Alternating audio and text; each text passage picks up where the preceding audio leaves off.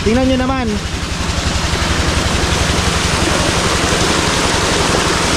Nakita nyo? Dapat pala hindi ko muna tinapos. Ayan oh. Wala. Makakasama. Oy, oy, oy.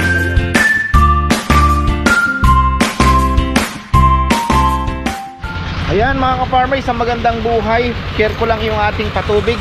Dahil kahapon, ginawa pala ni na Junjun, nagpalit ng, ano ba tawag dito? Bushing ba? Ito. Ayan oh. Meron pala sa dulo nung pinaka-LC niya. Ngayon pinalitan nila. Ngayon napakalakas. Naririnig niyo yung takbo. Minor na minor po yan. Pero tingnan nyo naman ang labas oh. Grabe. Subukan natin lakasan. Kaya lang medyo tumatagas yung ano. Ay, tanggal yung ano. Ito kailangan bantayan oh. Nahulog. Tingnan nyo, minor na minor. Yan, ganyan kalakas. Dati ganyan kalakas yung makina. Tingnan nyo naman.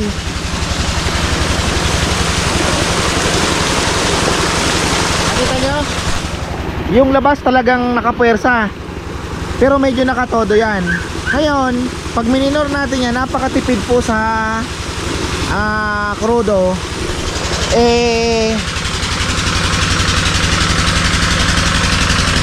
Malakas na rin naman.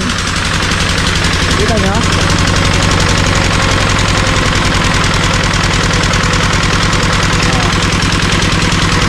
Minor lang. Ganyan lang ang takbo. Ang lakas ano? First time ko nakitang ganyan kalakas yung ating patubig. So ina-expect natin na medyo aangat ito mga ka-farmer. Tapos mamimingwit din ako. Sabi ko kay Papayam, nagawa tayo ng buro na hito. Ang sarap nung ginawa niyang burong hito mga ka-farmer. So ayan, meron na naman sigurong malay natin mag-request. Di, masarap po talaga. Alam nyo naman yung mga taga-Guagua, magaling din po yan gumawa ng buro. Pero sabi nila, dahil nga marami din tilapia sa Candaba, Candaba daw ang isa sa masarap gumawa. Kasi ngayon, mga gumagawa po ng buro, yung iba, inaano na rin nila yung parang kanin, ano, mas gusto ko po yung parang medyo sa gulaw, panganay sa lugaw mga ka-farmer. Pero ayan, happy tayo. Nako, grabe. First time ko nakitang ganyan kalakas yung buong buo.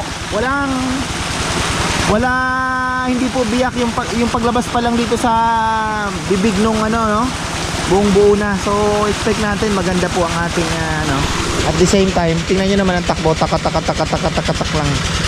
Ayan diba? Tipid lang yan. Hindi nakabirit. Tapos shoutout pala kay Farmer Randy Meneses. Nasa expo pala sila ngayon. Ayan ng mga kalapati at manok daw. Pagmamanok po kasi yan. So ayan, good luck sa'yo brother. Sana makahanap ka ng hinahanap mo. Yun, di ba? So, ayun, ini-invite niya nga ako, hindi man ako makapunta mga ka-farmer dahil pupunta ata sila ng Guagua at saka sa Manila eh. Ayoko din namang lumuwas. Lumuwas ba tawag doon? O yun tama, lumuwas ng Manila. So, alam niyo ano na ako eh, probinsyano.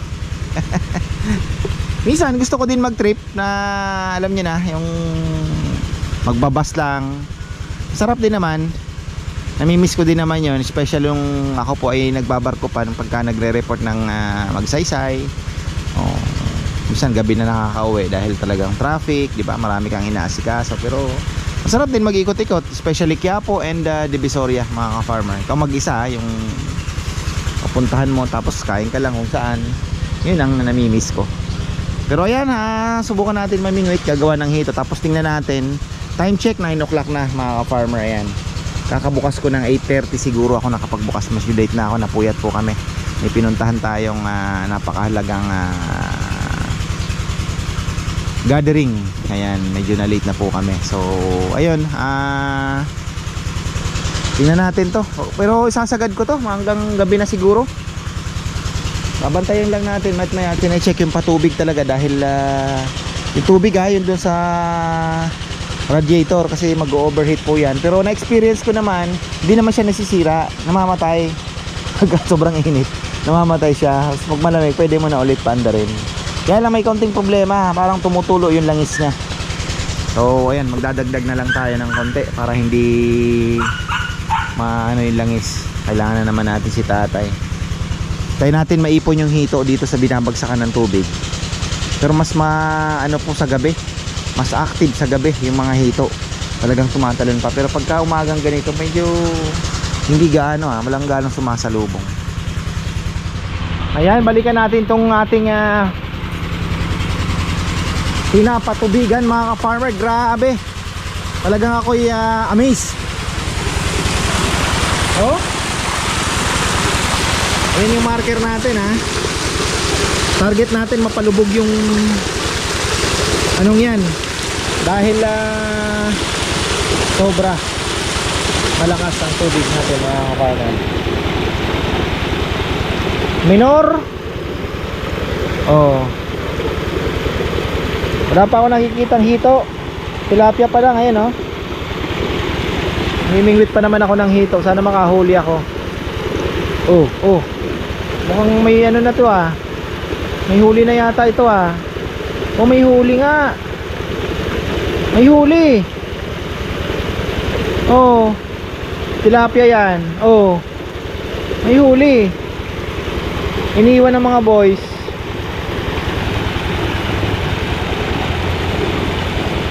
Yun, papalubugin natin. Ayan, balikan natin tong ating hindi pa ako nakakapag bingwit. Grabe mga farmer, 7 hours. Wow, malapit na lumubog yung orange na doon mabilis pong tumaas ang lakas ng kaya lang may tagas yung langis. Naglagay ako ng nag-add ako ng langis. Ayoko naman ng hintuin. Naglagay na lang uli ako. Nagdagdag ako ng 1 litro kasi medyo may tagas. Pero tingnan nyo naman ang takbo. Minor. Consistent. Consistent. Walang pagbabago. Grabe ang lakas. Oh, tingnan nyo yung marker natin. 5 inches na lang yan.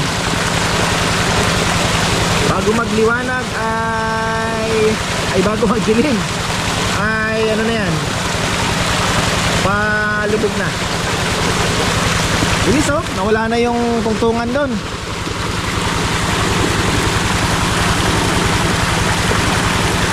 Galing. Talagay ko nakatulong din yung hinugot namin yung bumaba kasi yung pinaka tawag doon, bakal, yung inangat. Tapos napalitan din yung bushing kaya maganda. Tuloy-tuloy po yan, ganyan. Lakas.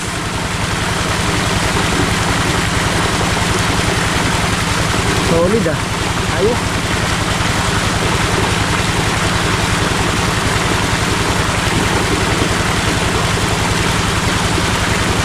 Ayan bago tayo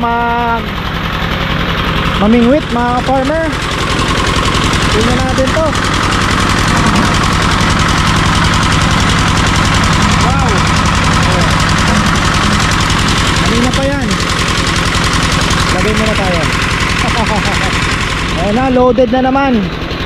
Hanggang mamayang gabi na yan. 5:30 in the afternoon.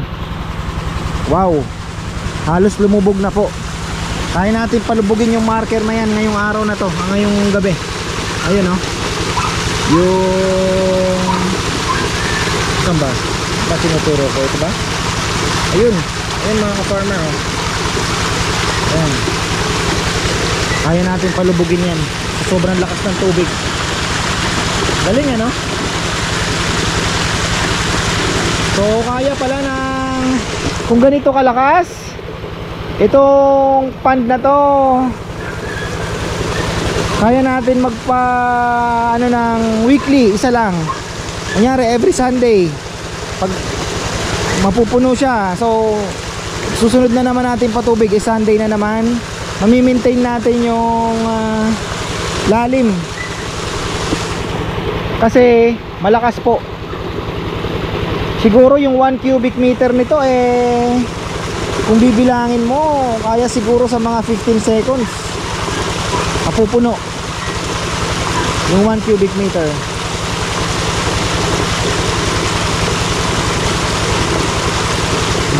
15 to 20.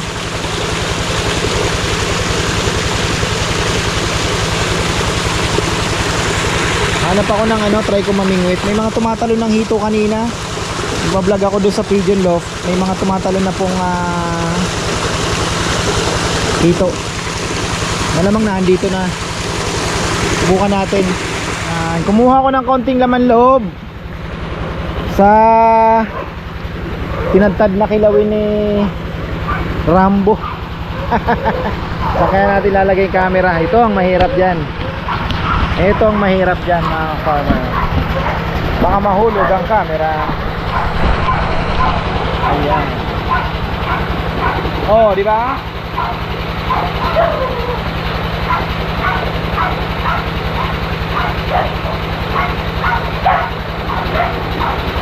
Kahit 4 lang.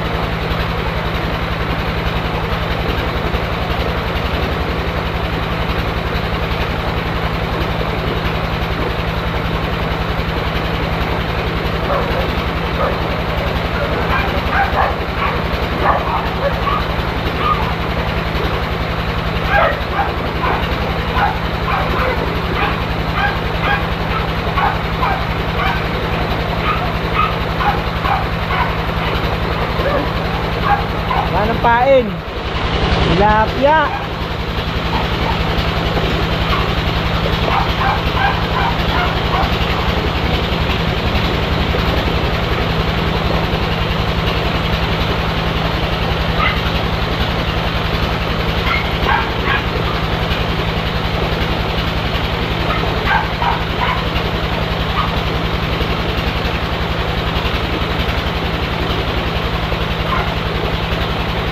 Kailangan ko atay para makunat.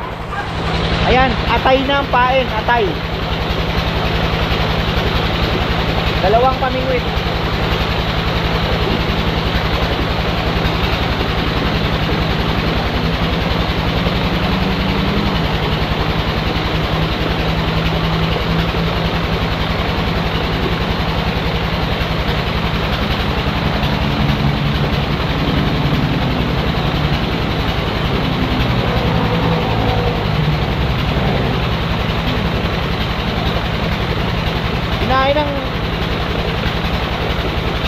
Kinakain ng pusa yung pain.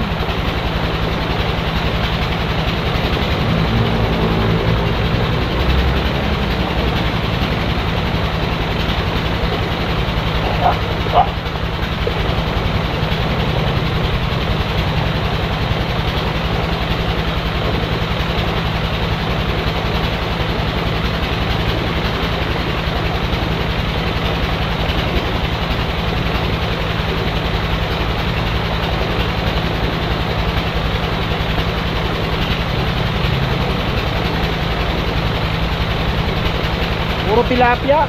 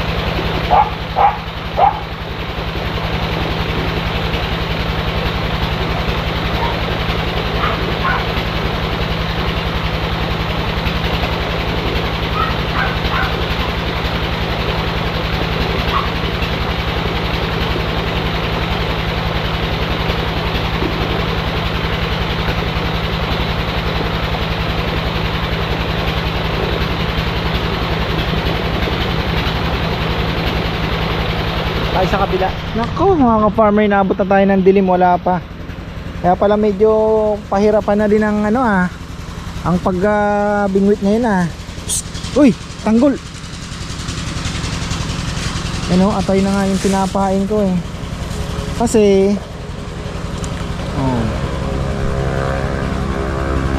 baka kumukunti na yung hito Okay din naman dahil kung kumukunti na po yung hito, ibig sabihin yung predator ay nababawasan na. So yung tilapia natin, bigyan natin ng mataas na tubig yan at naka-wild lang sila, lalaki naman po yan mga farmer. Maraming pagkain, maraming natural food ang ating pond. Kaya sipin nyo yung fingerlings na second batch nito, ano na, halos pa 3 fingers na Nakikita nyo po yan sa may mga kangkong na yan, kumakain sila.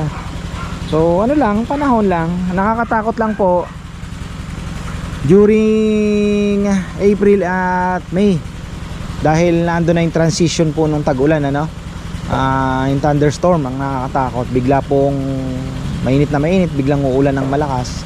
Dapat ang pond mo nun ay malalim, pero kahit malalim nga tinatamaan pa rin, lalo na kung mababaw kasi bigla pong iinit yung sa lupa, biglang masisipsip nung galing nung pag ganong umulan mga ka-farmer.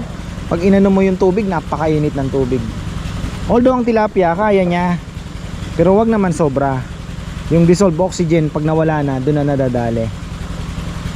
Ayan, hintay-hintay lang natin mga ka-farmer. Ayan tapusin na kaya natin, pero magtsatsaga pa ako kahit konti, baka may mahuli pa ako. Masarap yung burong hito pala yung huling ginawa ni Papa Yam, kaya nga sabi niya masarap yung hito. Kaya lang tinanggal niya na daw po yung tinik. Tapos may umaano tinanggal niya na yung tinik, parang binoneless niya na yung hito. Yun po yung kanyang ginawa. So yan, hanggang dito na lang po. Bokya tayo mga farmer, pero di pa naman ako nag-give up, baka makahuli pa tayo. Kahit 3-4 lang pwede na yan. Kaya lang dumadami ng lamok. So yan, maraming salamat at magandang buhay. Eto pa pala, may buwan na. Ang ma-market adventure pa naman kami ni Bebe. Sabi ko medyo mahina na yung abagat. Sayang. Dapat pala hindi ko muna tinapos. Ayan wala. Mga kasama. Oy, kayo. Teka lang, kukuha lang ako ng timba Oy. Abangers kayo Abangers kayo. At least, kaya nakahuli, pero dadagdagan ko yan mga ka-farmer. Kukuha lang ako ng timba. Kaya lang itong ating pusa, nakaabang yan. Ay, di pa pala tayo tapos.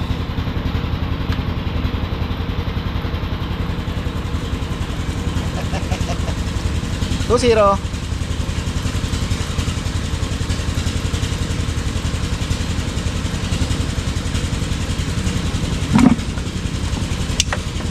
Hoy, tanggol, tumigil ka.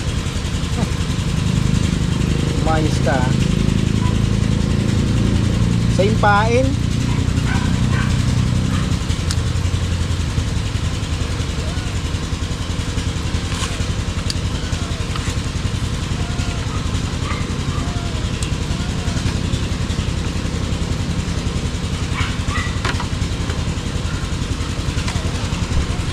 Maganda pala yung atay, makunat. Hindi nakatatlong ulit na pangatlo na to. Pagka nakahuli pa ito, talagang bilib na ako Ayun dalawa na. Kita ba? Kita? Dilim na Lapit na tayo magkailaw dito. Ayan, dumating na ilaw. Okay na, tapos na tayo. Pusin na natin. Ayan na naman. Pag hinila yan,